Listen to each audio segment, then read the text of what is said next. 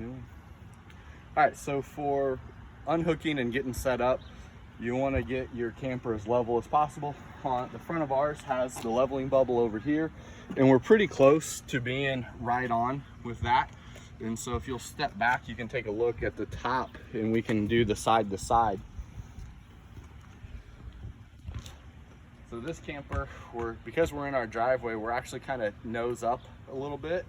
So I'm gonna lower it just a little bit, not a lot, just to show you. You can lower it with your crank here.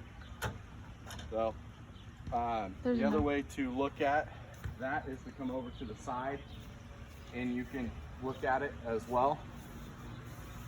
When you're leveling, for us, how we sleep with the bed that folds down, we sleep with our head on the opposite side of the door. So we always try to leave the front end just a little higher.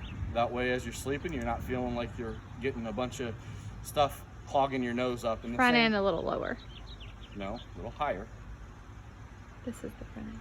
This is the front end, needs to be a little higher so your head is propped up. And then the same for the bunk beds in the back.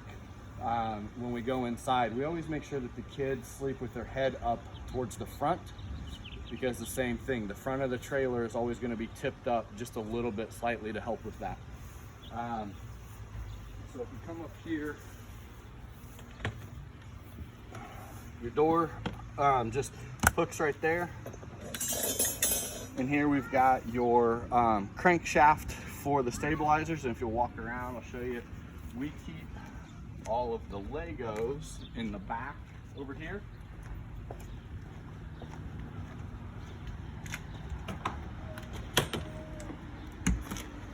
In this blue tote here.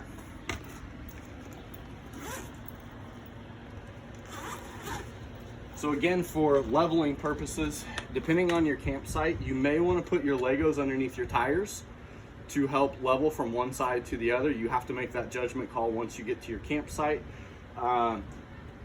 So you can use as many Legos as you want, put them under each set of tires to level one side or the other.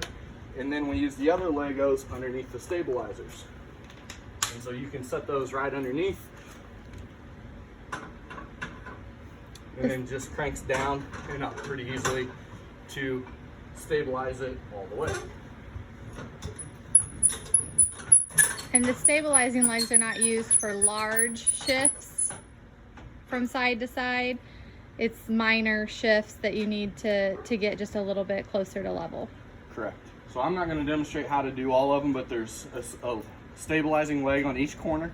So you can do that.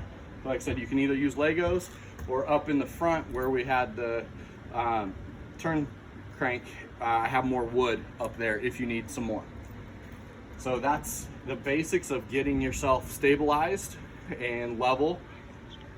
Yep, and so the other part of why we keep the nose head up a little bit is because the air conditioning unit, as condensation and you use that, the runoff will come off the back end.